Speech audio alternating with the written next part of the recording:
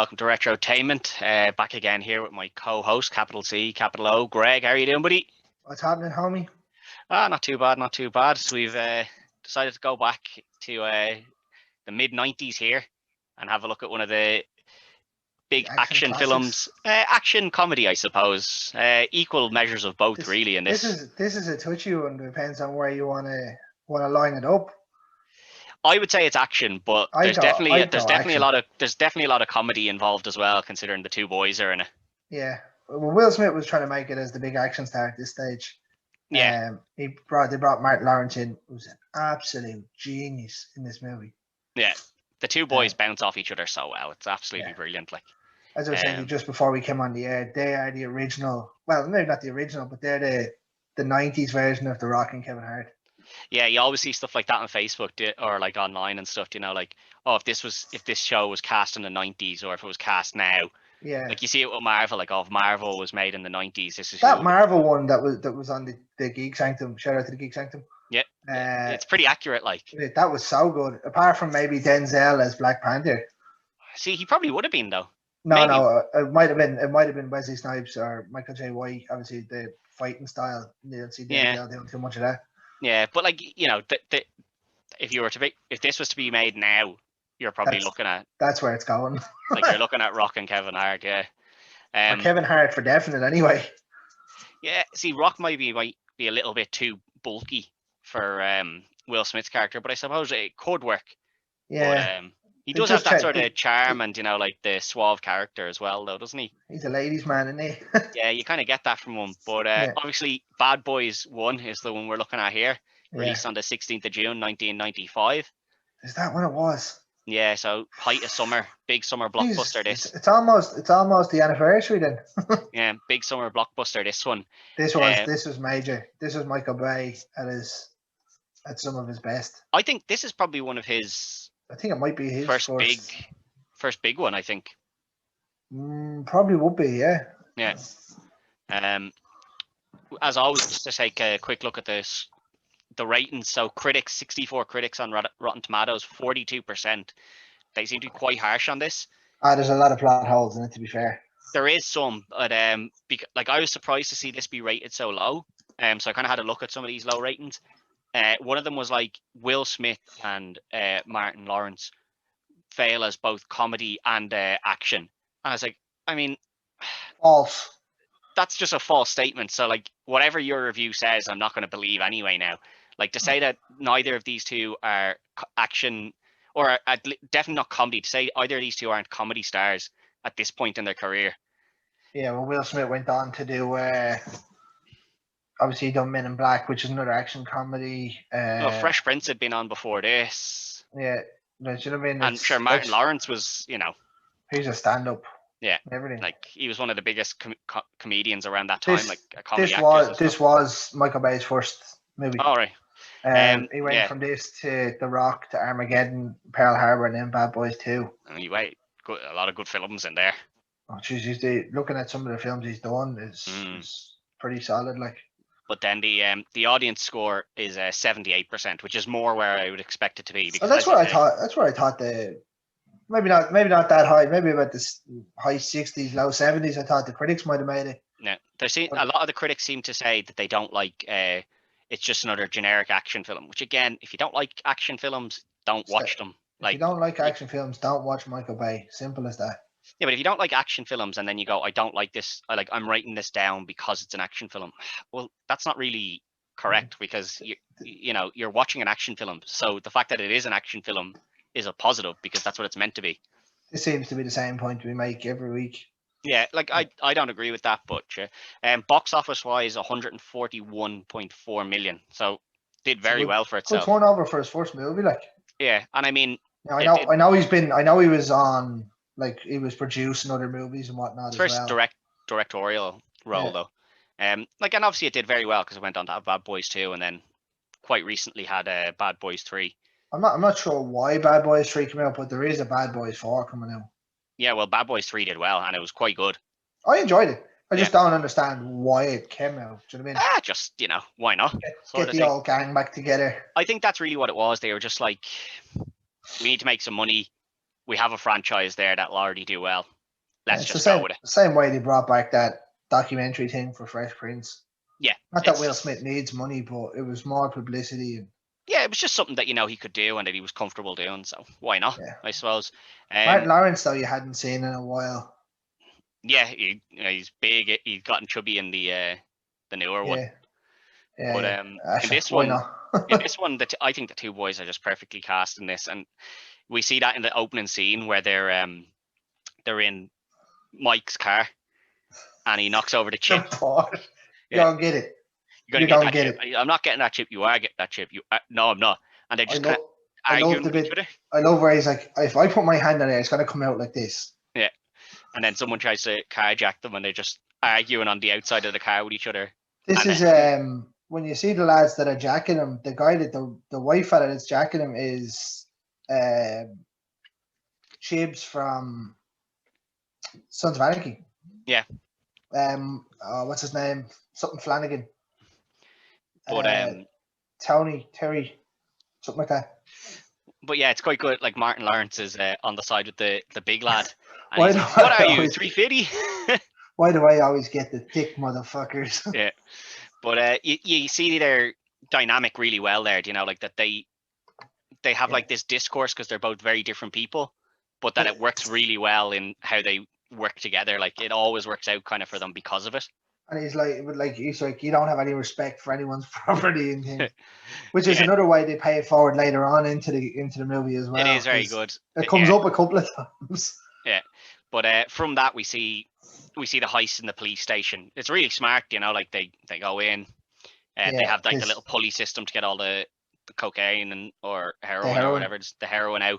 And then we see the lads in Marcus's house where his family. And Uncle Mike comes in and gets a phone call. We need to head down to the station. Well, you could say please or not. Just hangs up. Yeah, I love how they ring Martin Lawrence's house to get Mike. Yeah, it's they just know he's going to be there. Yeah. Uncle Mike in the house. But they get to the police station and they're told, like, listen, all this is gone.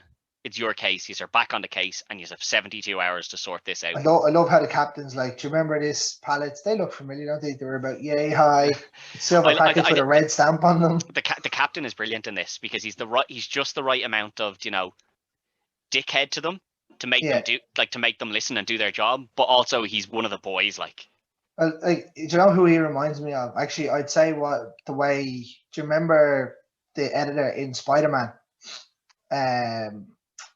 From the Daily Bugle. Oh yeah. He's very similar to that. Yeah. He's very similar. I'd say he's probably based off. Kind of, but like he's more one of the like Jen Jameson's very much just he's the editor, like he's the boss. Whereas the guy in this is he's very much their friend as well. But he's like their friend. He works with them. He wants everything to go well for them as well. But at the same time, he's like, I am your boss, and like when you two just start arguing like idiots in front of me, just shut up and do what I tell you, like. So he sends them off. He says 72 hours, but thankfully that doesn't play into the film here because it wouldn't have lined up at all. Yeah, but it was 72 hours before the FBI get involved. Yeah, but I'm glad that there wasn't a countdown clock because it just really wouldn't have worked in this sort of film situation. No. And well, you get one a bit later on into it. A bit later on you do, but definitely not. I wouldn't have wanted this film to all been like jumped into. Yeah, where they were constantly referring back to the time. You know, like we seen that in one of the previous episodes we did for Escape from New York, where they do tend to look back to the time every once in a while. I'm glad they didn't do that in this because I don't think it would have worked with this film at all. Yeah, no, it would have just been too rushed and everything would have had to happen in minutes rather than the hour and a half or whatever it is, hour 51 to. Yeah, but as they go to investigate, you know, how the drugs got stolen, they find out who installed the new vents in the police station. They go to the house and, his door's locked, but somehow Mike falls on the handle and it just opens, you know. Madness, coincidental. It's just like, why wouldn't you lock your door? You don't know who's around. Like, they could have been anybody. Yeah. I love how the two lads is like, we're Negroes. Yeah, you got to use it. You got too much bass in your voice. We're here to get some sugar. Yeah, the two lads. I don't know. I can't agree with them critics. That's kind of just. I think they're very funny in this. But they find the dead body and they surmise that he's sold the plans to whoever stole it, and that they've just killed him at the end of the day. I love that where they're like, "Can we have some sugar?" And he's like, "Oh, Mike, did you fart?" And he's like, "No, dead guy." Oh, dead guy. I love that. Again, you see the stark contrast in them. That Mike just kind of, it's not phased by it. Yeah. But Marcus is just like dry heaving the whole time. Like, yeah, you can tell one's just on it and the other's just like, I'm just here for the crack. Yeah. But then they get into the car and they kind of get into like a mini argument where, he's like, Mike, you don't need this. I need this. I do this paycheck to paycheck. And if we don't solve this, I can't feed my family. Whereas you're just rich. And then which is a little harsh now, to be fair. It is a little harsh because, at this point, we have seen that Mike is a bit, Well, he makes a big point of it. He's driving a Porsche. Yeah, like it looks like a Porsche 911. Yeah, and it's like there's only 80 of these cars, and it goes from 0 to 60. You can kind of see that he lives a lavish lifestyle, and that him and Martin Lawrence have very different views on the world, sort of thing. But they sort it out and they sing their Bad Boys little song in the car together, which is a great, They do that in all three of them. They do, yeah, and it's great when you like this first time you see it, you're like, oh, that's pretty cool. But then the next time you see it in the second one and the third one, you're waiting for it. You're like, when are they gonna do it? Always like a movie where they say the name in somewhere in the film. Yeah, but during this time, Mike goes to someone he's friends with, Max, and he's like, listen, if you hear about anyone trying to set up a big party or a big sale of a lot of new girls, you just give me a shout. So she goes to look because, as we find out, she's a madam. No, well, she works for a madam, but she loves Mike, essentially, and would do anything for him. So she convinces her friend Julie to come along, and they go to this place, and well, it doesn't work out too well for Max because. But what we missed there is where you see them heisting the thing. You see a man put the brick in his top. Yeah. So he's missing 2 keys of heroin. Yeah, and then they go there, and your man's rented Al Capone's suite, and he's on it, big time on it. He is whacked. But Julie goes upstairs to the bathroom. Yeah, she's not buying this at all, is she? No. Well, she was never, as Max said, she was like, Julie's not into this, but like. Well, she's not going to go there. Julie kind of felt she owed it because she was living with Max rent free. She was like, okay, I'll do you a favor, sort of thing. Yeah, there's only one way that situation was meant to end up. Yeah, someone had to die, basically. Yeah. And it ends up being Max, who shows up, kills your man who stole kills her, then gets his boys to kill the ex police officer guy who stole the two keys out. And he gets it rough. He does. He gets shot in the kneecap and then sat in a chair and then blasted away. Yeah. But the lads show up. Obviously they've heard there's a lot of dead bodies here, so they go up there. They see the ex-cop and they're like, okay, so this is how they were getting in and out. This is how they got their information. Right, there's a scene there that I like just before they go and they pan off to see Max is where he picks up the glass. Yeah. And he's like, this shows you how good Mike is. He picks it up and he's like, there's 2 shades here. There's someone missing from the party. And they make a point of this because they do show your man give Max the glass. And she gives it and then Julie takes it and takes a sip out of it as well. Yeah, it's well done here. They do make a point of doing that, yeah. Like you then obviously see Martin Lawrence go over and he looks at the body and he tries to cover it up as quick as thing when he realizes who it is. But Mike comes over and sees, and it's someone he considered a friend and stuff. So he is pissed. He's pissed, and he goes, "Listen, I know she worked for this woman. I'm gonna go visit her. You guys go back to the station." So he goes to visit her. But the part here where Martin Lawrence is like, "No, I'll go with you. You'll be grand." No, he's just like, I'll be fine. You just go back to the station. So he goes off on his own, which is a bad decision because he gets there and gets knocked out. Yeah, your man, you see someone break into her house, the power goes, you see someone go in and he has a sledgehammer. Yeah, and she's definitely like she's So dead. Like you see that she's been that's killed. a very fucking personal way of killing somebody. Especially someone who's, you know, probably won't really know like she What's won't be happened? linked. She won't be linked back in any way, you know. Yeah.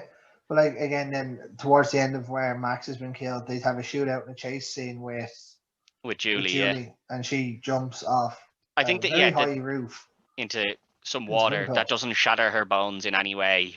She's Yeah. just gone, no problems. Yeah, she hits that, gets out, and it is just gone Just by the runs. time they get there. Yeah, but Mike gets knocked out, and then Julie knew Mike was was Max's friend, and Max had told her. She makes a point of saying that to her. Yeah, Max made a point of saying like, if I'm ever in trouble, Mike Lowry is the one I ring.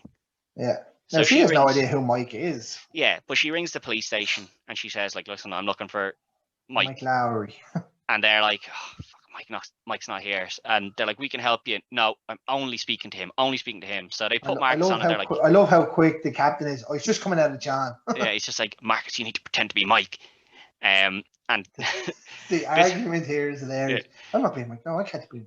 Yeah. You're not being sexy enough. Yeah, I love this. And he eventually does get to the role where he's like, okay. And he convinces her and he's like, right, I'm going to come pick you up. Yeah. And he's like, I'll tell Mike to pick her up when he gets back. And he's like, no, what you're going to do is you're going to pick her up now. You're not going home. And if you try to go home, you won't be going home for a month. Yeah. Get out of the chair now. But he goes, picks her up, brings her back to Mike's apartment. He goes, when he goes in there, she tries to flatten him. Well, she doesn't believe that he's Mike Lowry. Yeah. At first, she doesn't believe. Then he shows her the badge, and she still has the bat in her hand. And then she's like, "Oh, how did you know Max?" And you know, Marcus is like, "Oh, I just assumed that, you know." I helped their brother get out of jail. Yeah, and then he's like, and then he just kind of assumes that, you know, she's been sleeping with like Mike. Yeah. And he says, "Oh yeah, like, and then we used to sleep together." And she's like, "Nope." Yeah. Swings it at him again. She misses. That's it. You're only gonna get one chance at swinging that though. Yeah, but she misses, and eventually she's like, right, I'll go with you, and just in time because the boys show up and start shooting up the place. I love how fucking erratic he is. He's like, fine, I'll leave you. Oh, by the way, the bad guys already know where you live. Yeah, but he gets her and he brings her back to Mike's house because she's like, I'm not going into protective custody unless it's at your house. And he's like, no. And then he's like, oh, actually, she thinks I'm Mike, so I'll just bring her to Mike's place. And then we meet the single greatest character in this movie, Chet. Yeah, Chet. How's the wife and kids? It's not like that. I need the key. Mike not tell you I was coming by now. Yeah, he just like literally twists his arm off until he gives him the key. Oh, he did tell me that you were coming by, actually. But then they get into work the next day. And Marcus goes home, and his wife is like, "I can smell the perfume off you, and you have your ring off." And he's like, "No, it's not like that." But I was undercover. Yeah, she doesn't believe him, and he goes into work the next day, having slept on the couch, and Mike shows up holding an ice pack on his neck. Yeah, he's wearing a silk shirt. Yeah, the two boys are just arguing with each other about, you know, who had it worse that night. Will you please do some work? Yeah, but they eventually both have to. They essentially switch roles. So one is like Marcus is now Mike, and Mike is now Marcus. I love the captain's explanation here. You be him, and you be you, but not when she's around. Sure. Yeah, but they switch roles, and you know, Mike goes to live in Marcus's house as if he's Marcus, and then Marcus lives in. But he's told his wife that he's going to Cleveland. Yeah, he's lied and told his wife that, you know, I'm off to Cleveland and I just need Mike to stay here with you. Yeah. Which, you know, it's all going fine until they eventually get a lead where they're like, okay, this is the guy we're going for. And they're like, we'll go to the club and we'll get him. And they tell her, she thinks she's going to the club, and they're like, no, you're staying here. She's all dressed up, ready to go to that club. And they're like, no, you're a material witness. You stay here. When I said we, I meant me and him, not you. So she stays there. They go to the club. But they make a big point here just before they get to the club where you see the lads arrive with the ice cream truck. Yeah, and they're like, it's full of ether. And you might don't light that up. Smoke. I'll fucking kill you. But they go in and we see, you know, Marcus gets recognized, and they go to attack him. but we see how he can look after himself. It's not like he's a slouch either. But like, it's funny here because as soon as he walks in, you see Mike looking at all the women. He's like, "Can you please focus?" But the fight scene happens and everything seems to be going all right. It's a brilliant little fight scene. He's taking a piss. Your man comes. What would have been more alarming here is your man was washing his hands to leave, and then comes over and decides to take a piss again. Yeah, that's the.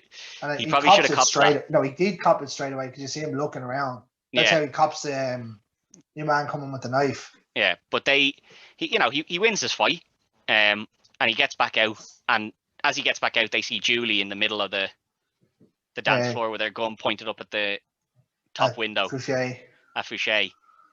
They stop her taking that shot, which is probably for the best because I don't like.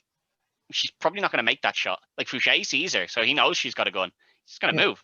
Well, no, because he comes closer and closer to the window, as if he's gouging her. Yeah, but like he sees the gun, and if he's that confident behind that window, it's probably bulletproof. Oh, 100% bulletproof. But so they're just like, right, let's get out of here. They get out of there, and Mike's like, the real Mike, who's pretending to be Marcus, is like, steal this truck. So they steal the truck and they're driving along, and a chase scene comes up. The most random chase scene. And they go onto this bridge that's, the road is cut out. And Marcus is like, there's no more road left. The argument here is hilarious. He's like, all the road in Miami and you run out of it. They're like, so Mike starts throwing the ether things off and just fires a few shots into them. And they blows up everyone that's in the car that's chasing them. So that's Noah gone. And they're like, Marcus gets out and he's like, so whose body count does that get added to, huh? Yeah. Because the two of them are arguing about because Marcus has killed 2 people in the last couple of days. They're pinged off by the cameras then. Yeah, which is how his wife discovers that he ain't in Cleveland. That doesn't happen yet, though. It doesn't happen yet, but that's how she does eventually ping it a couple of days later. But it comes to one of my favorite scenes in the movie here, where it cuts to them and they're like, who do we know that's going to cut heroin? We go and see our friend Jojo. They go back to see Jojo. They went to see Jojo first, and he told them he had nothing to do with it. There's one scene just in between that. Oh, the car or the shop. When they're in the shop, and your man is like, "You guys aren't police officers," and then she walks out, and your man points a gun at her. They pull out their guns. 3 guns. 3 guns, and he's like, "Now I want some fruit bubblegum chews, and I want some Skittles." Yeah. Product placement, if ever there's product placement. Yeah, it's very good. But then we get onto the next bit of, they go see Jojo, and he's like, Martin Lawrence here is brilliant, where he pops up and he's I don't know what way he's dressed up. He's kind of looking like a rapper crossed with a Rastafarian or something. Yeah. He's Jojo. What I love is that Martin Lawrence, like, Marcus is like, just tell us, and he's like, I have nothing to do with it. And then Mike is just like, all right, I'll be the bad cop here. I'll lose the plot. Pulls him out, puts the gun to his head, and then one under his neck. And Marcus is just like, I'm not getting this. I don't want brain and blood spattered all over me. And he's like, oh, please just tell him, Jojo. He's like standing at the corner, just shouting back, tell him, Jojo. On him. And he's like, you right? He's like, just please tell him, Joe. Tell him anything. And he tells him, he's like, tell him again, Joe. It's like that's comedy brilliance, like he's, and it's again, good cop, bad cop, but like they both in every movie. But they both know when the other one's doing it, like But then, like at the end of it, after he gets the information, I thought you were actually going to shoot me. It's in my little book. I just gotta go get the book. Yeah. And he's like, I thought you were going to shoot me. I was. Yeah, but like that he wasn't, sort of thing. That's just the banter between the two boys. But they go back to, they have all this stuff planned out, and they've gone down to the docks. They've found out where it's been cut, and they're like, right, we need to make a plan on how to get in there. Yeah. So. But they follow. In the meantime, they've been spotted. They get spotted down at the docks after they found out it was there. So Fouché follows them back to Mike's apartment. But in this time, Teresa has showed up, and she's had a big bust up with Marcus, being like, "You're cheating on me." Yeah. He opens the door and he has only his vest on. Yeah. Well, she opens the door thinking it was Chet with her veggie burger, and then.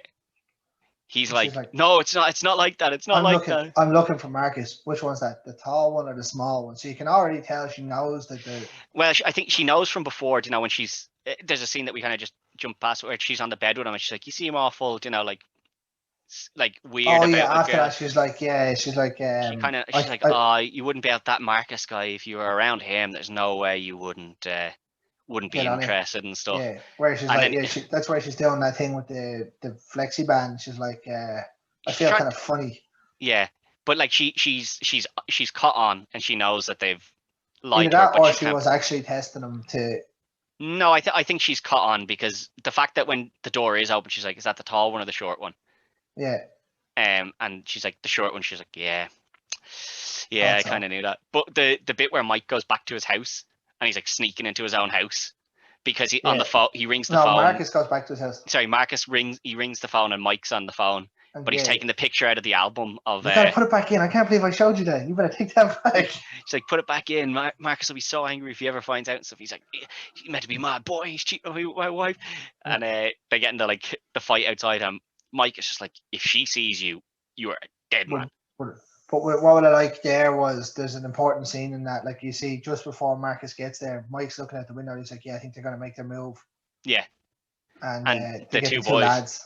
The two are good in this movie. The two little bits they do, yeah. And I like that, you know, their partners, just the way the two boys are partners. Yeah, but there's like the exact same, tall and small. Yeah, but there's like the banter back and forwards between the two groups where they're like, "Oh, we're the ones who should be getting the big cases," and they're like, "No, we should be." And you get that kind of banter that you would get in that sort of situation, kind of thing, you know. Like they have the your mama joke in there as well. Yeah, like you can tell that they all actually like each other, but that they have to have the the back and forth with each other. No one's able to just leave it go.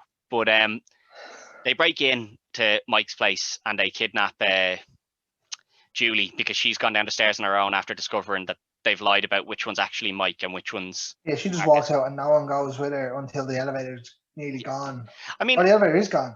I mean, why does she care? Like, she's been with both of them now, like hanging around with them, so she can trust both of them, and she knows that now. I don't see why she cares that much. She says that, and her argument is that if your wife can find us here, well, like, yeah, it's his wife. She's friends with Mike. Like, she's gonna know where Mike lives. It's funny though because, like, obviously it wouldn't make sense, but like, Chet doesn't know who she is. Yeah. No, I don't know. I know why he probably wouldn't.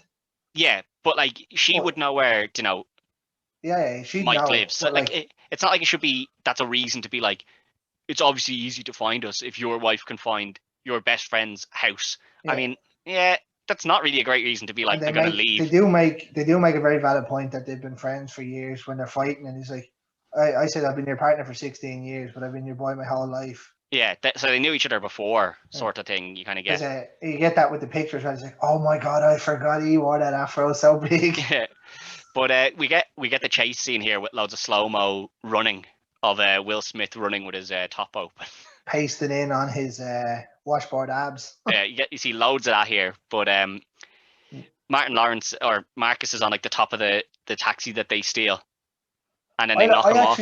I actually like this scene. I think it's very good. Not entirely for the Will Smith bit, but like it's showing like they're obviously running through a busy street, and it's not just an open, empty street for them running. Like they're running through a hairdresser's. They knock over a guy in a wheelchair. They shoot the taxi driver. Things like that.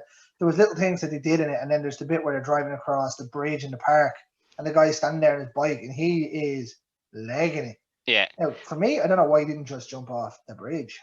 Yeah, well, we don't know how big of a fall it was. Oh, you can see the river. I know, yeah, but that's the only reason you can give to why he didn't just jump over. Yeah. Like that's what I do. Well, it's the first thing you see a car coming, you're gonna run. Yeah, I probably would have just jumped over and be like, yeah, I'm not gonna outrun that car that's speeding at me, but yeah. Well, like there was little things like that where there was people in it and you seen them running. And you see Mike when he goes through the hairdressers and they shoot and he falls. And he's like, y'all look lovely. But Fouché gets away with Julie and he rings them and he says, like, listen, my deal goes down in 4 hours. 4 days. 4 4 hours, yeah, sorry, yeah. It goes down in 4 hours and it's going to happen. And I've already killed your man who told me he'd have it done in this time. So I don't care about him. And the other bullet is going to be for this one if you come near, sort of thing, you know? Yeah. So they go back to the station and they're trying to open the file on the ex-police officer guy. And they get the big tall guy who doesn't look that tall sitting down. You told me you get me out. This is that scene in The Simpsons when Homer's on the bus or the dart coming back from Shelbyville. I can't feel my legs. Yeah, but it's the tall guy, and he's like sitting down, and he like unlocks it, or as he's trying to unlock it, Marcus is like giving it loads, Yeah. and he stands up and he's like, I will Michael, knock you the fuck out. but like Marcus is like hat height, and he's like, I'm gonna knock you out, and you can tell your man's in for cyber stuff, so it's not like he's a hardened criminal either. I love that he turned around to Will Smith's character, to Mike, and was like, "You told me to get me out of jail, and I will." Yeah, I will. But they find out that the receptionist was the girlfriend of the guy who was killed. Yeah, and she tells them, like, listen, they had pictures of me. They said they're going to post them on my kids. I wonder what those pictures were. I wonder what kind of pictures get taken on New Year's Eve. Yeah, obviously not something that she wanted her kids to see anyway. But she says, like, I just gave them information. That I have their number, so they ring the number, and he's like, I didn't give them you. Yeah, but they get the number off her, and then they ring, and she's like, Mike's just like, hey, I'm looking for Roger, and they're like, this ain't no Roger. But they track in on the phone there, and they find out. The one thing I don't like there is, like, It's if you ever quick. watch, it's any cop movie, it takes about a minute and a half. Yeah, minutes, they do it just straight away. Yeah, that's probably. I don't know whether they ping it or they triangulate it. Yeah, but either way, they find out, they know where they're going, and they go to the two other boys, and they're like, the boys are like, what, you getting us traffic duty? And they're like, no, we got something that'll get you killed. And they're like, we're in. Yeah, what I like here as well is when they're driving, they don't know where they're going, and they're like, go left, go right here. But you see the captain, he's like, I'm calling in a favor. I need everything you got. SWAT team, helicopters. Only thing is, I don't know where I need them. Yeah, but they finally rock up to the hangar. And Mike is like, they're probably at the back at the old hangars. Yeah, like he just knew where it was. There's probably another reason it was probably marked down a little bit. Yeah. Well, you see, it's the sort of thing like, are they going to use the old one, like the new ones that are up the front where it'd be easier for someone to see them, or would they go to the ones at the back? Detective work probably would just give you that sort of inclination. But they go in there, and the deal is essentially done. Your man's getting on the plane, has all the stuff. I love the fact that they make a thing with the car. They show you his car. Yeah. And he's like, I'm taking that with me. But then shit goes down here. Yeah. The boys crash in their in the bin truck. In the bin truck, which sets which is very smart, because the front of it's all metal, so they can't be shot at. Yeah. So they cause like a massive commotion, and then they're all running all over the place trying to, capture the bad guys. They're shooting everything and anything. Yeah, she's handcuffed to the car, but no, she's getting out at this stage because. No, she was handcuffed in the car originally, but she gets the handcuffs off because she had the key that she stole in Mike's place earlier. Yeah. This is me no longer getting handcuffed again. Yeah. So she drives the car into a load of ether, which then starts this fire. So now there's a gunfight in an airport hangar that's on fire, where people are getting shot. There's money dropping from the air because the guy who had the briefcase got shot, and 20 million quid. And then there's people getting on the plane with a load of heroin, and he's getting shot, and then he gets blown up because he shoots a load of ether underneath him. If you've ever seen a Michael Bay main action sequence, this defines a Michael Bay action sequence. This is just complete madness. Like, just everything is just shooting, this fire, is how you drop explosions, a couple everything. million quid on a scene. Yeah, this is where all the money went. All the money went here. I love how it all went in the briefcase, really, but. I love when the man's on the plane and he's shooting at Marcus. At Marcus, and he's like, "You forgot your boarding pass." Shoots the ether. But we see that essentially Mike has jumped on the back of the car that's flying off with Fouché in it here, and he gets shot in the. He gets shot in the chest.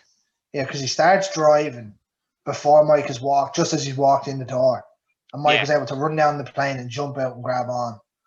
Yeah, I suppose it's a narrow thing. You probably wouldn't have built up that much speed trying to get out of that little tight space. But yeah, it is a bit.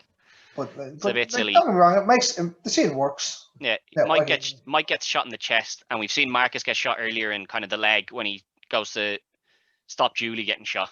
Yeah. But him and Julie are in the car, which means that Marcus left to go get the car. Made a very valid point. Yeah, Mike makes a good. I can't believe you left a gunfight to go get the car. But it's a good thing he did. They're trying to get him in, and then they pull him in, and they're tearing off, and they're like, "You gotta get him." it's a good thing that he did go to get the car because otherwise they were all dead. Yeah, but it's like, here's brilliant that he's like, you gotta get him. Yeah, so he shot me. Yeah, so they go chasing him, and there's just this big car, the like chase scene. Like this is another thing they do well, because back when they have one of the arguments, they're talking about him driving really slowly. Yeah, you drive like a granny. Yeah, but he drives like, he drives like Mike. Yeah, and he drives like a man possessed. Yeah, they get up to a point where there's just this little narrow thing, this little narrow entrance where one car is going to make it, and Mike's just sitting in the back, and he's like, "It's us or him. It's us or him. It's punch it. It's either we die or he dies. One of us. You better make it. You better make it." And he's like, eventually, this car's a quicker car. It's a quicker car. That's all he keeps saying to him. But it does make it, just about. It does not. He cheats. He clips him.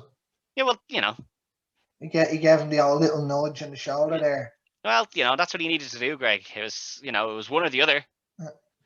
I love it though. And he, like, the one thing that probably another thing that doesn't make sense there is like the car Fouché's car is spinning around in circles, still going at probably 100 kilometers an hour. Yeah. It'll flip. Yeah, and then it hits the thing, and all he has is a bit of a grazed head. A few cuts on his head, and probably a broken, like, sore legs and stuff, but he seems to be fine other than that. But the boys come back and get him. I love this though. He's like, I love just before that when they're chasing him, you hear Marcus reading out his Miranda rights. What are you doing? Just getting it out of the way. Yeah, it just comes out of nowhere. He's like, you have the right to remain silent. Yeah. But they go back, and your man's kind of running away. Yeah. Mike shoots him in the leg. Yeah, and then he forced him in the kneecap. Yeah. But then he goes up and he has the gun right up at his head. I love the build up to this. He's just like, shoot me, kill me, do it. I love Marcus here though, where he's standing there and he's like, "Hey Fouché, did you ever think about when you woke up this morning about 5 o'clock you'd have a hole in your leg?" But I love Mike's little bit as well, where he's like, I don't like this sharpshooter stuff. The thing I learned about being a marksman is it's not about making those long shots from 30 meters away. It's about getting right up close and personal. And you're like, Fouché's just like, kill me, because he knows he's in. He's fucked. He's bollocks, like. But Mike, as an adult, he's killed a cop basically. Yeah, Mike says, no, we'll just let him go to prison, and goes to walk away. But then he sees the glint of the sun on his gun as he lifts it to shoot at. Yeah. Either Marcus or Mike. I think by the looks of it, it's going to be Marcus that he shoots. I'd say he'll take any of them. Yeah, but it looks like it's Marcus that he has it aimed at. Yeah. And Mike reacts quickly and just empties the clip into his chest. No, if there's a definition of overkill, this may be it. But what I like here is this happens, and after they shoot him, we see the cavalry arrive. Yeah. It's all SWAT over. team, everything, everyone's here, and it's just like, we got him, like, it's over. Why are you all here? Yeah. But we see them on the car, which is the scene that's just I have behind me, where they're just kind of like, I love you, man. Yeah, I love you too. We ride together, we die together, sort of thing. Bad boys for life. Then she comes over and she's like, well, that all worked out. And they're like, you just attract gunfire. Like, what the hell's wrong with you? He says that to Mike earlier on in the movie as well. Yeah, he does. You just attract violence. But she seems to be worse. But then he's like, nah, you're pretty cool. And she still has the handcuffs on that she was handcuffed to the car with. So he just takes that and just handcuffs the two of them together, and he's like, I'm going home to my wife. And they're like, Mike or Marcus, come on, Marcus, give us the key. I love how you see them talking to some of the other cops. Like, we don't have a key. We don't have a key. What do you mean you don't have a key? Yeah. But then that's the end of the film. It's left to your imagination then that the two of them are. Yeah, that they that they end up becoming a couple. It's a really a great film to rewatch. As I said to you just before we came on the air, I only rewatched it yesterday. Yeah. And I really enjoy it. I'll watch this. If it's on telly, I will watch it. It doesn't matter where I come into the film. Yeah. Like, if I miss an hour, I'll still watch it to the end. The thing is that it's an action film, but there's not huge amount of action. Like, the main action points are kind of coming up at kind of the end. There's not loads of action. Yeah, but Michael Bay would have needed a budget about 3 times the size. He would, but you're never bored either, because the bits where there's no action, they're kind of they're building up to, like, either building up to the action, so you have like kind of the little scenes, or it's just the boys ripping off each other. with comedy. So I'd there's say no there point was, in this film where I'm ever particularly bored, sort of thing. You know, I'd say there was a good bit of this improv. it feels like that there probably was like just the two boys riffing off each other. Yeah. Yeah, like where we go now is we go back to the scene where they're in the apartment and Yvette lets herself in. Yeah. And now there's a phone call from when he brings Julie to the apartment first. There's a voicemail from Yvette. Yeah. She's saying what she wants to do to him. Yeah, she's just a masseuse. I don't think so. Oh, she's well, and then she arrives and she's in her lingerie. Yeah. And he's like, "Get out of my house." She's some sort of psycho. You threw Yvette out. She's a masseuse. Then, I heard what she wanted to do, and he's like, "Yeah, she is there massages shit." Yeah, and then your one's like, yeah, Julie's like, is there gonna be another half naked women coming? She was half naked. You threw her out. What the hell's wrong with you, man? Yeah, I love it. I was like, yeah, titties around a little bit. You threw Yvette out naked. It's so funny. Yeah, Martin Lawrence is just kind of like. Martin Lawrence is a family man, you know. Yeah. He's happily married, 3 kids. Yeah. Which do come into the later film. Yeah. But we'll save that for that episode. But for now, yeah, great film. I really enjoyed rewatching this one. There's there's a couple of bits in this though that's they run it forward and bring it back later on into the film, like where you see the captain talking, he's giving them shit about something, and then you see him playing basketball, and he's like, "I was making all these till we got in." Yeah, and they're just giving him abuse. And he doesn't make any of them, but no. And then Will Smith sinks his one on the way out. All nothing but net. Nothing but net. Very similar to have you seen that little clip of Obama when he's in the school gym or whatever? After it was when Biden was running for an election and Obama's just walking out and someone kind of rolls the ball at him and he just shoots one as he's walking out. Nothing but net as well. Legend. No, I know this was a quality pick. Yeah, this was one of yours. This was my pick. Yeah. And we'll do the second one eventually. Yeah. We'll give it time. It's still newer. Yeah, it's a bit newer, but it's still a quality film. But for this week, it's one of the better films, I think. Well, I don't know if it's one of the better films, but it's it is one of the top films for me that we've done. Oh, this is enjoyable from start to finish. Yeah, I don't know if other people will feel it's a better film because, as we said, there's a lot of plot holes. But in terms of enjoyment, yeah, it's up there for me. Oh, if you want mindless action, no matter what, yeah, there's a couple. I have Michael Bay's films here, just in front of me there. He has Bad Boys, The Rock, Armageddon, Pearl Harbor, Bad Boys 2, The Island, which is terrible. A couple of Transformers. He done Pain and Gain with The Rock and Mark Wahlberg. He has some great set of films under him. I didn't realize he done all the Transformers.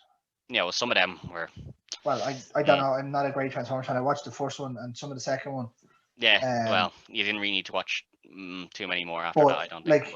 There's certain films on that list. You say Bad Boys, Bad Boys 2, The Island. Armageddon. No, but in terms of watching without a story. Oh, sorry, yeah. The Rock was an unbelievable movie. With Sean Connery and Nicolas Cage. Yeah. As we go back to another Nicolas Cage. Good old Nick Cage. Armageddon is quality. Just an unbelievable movie. Yeah. One will definitely have to do at some point. He went. That might be a two-parter. Possibly, but he went on. He went 95 to 2003, and he made 5 movies, and all 5 of them were massive. Yeah. But that for this week, that's it. Good luck.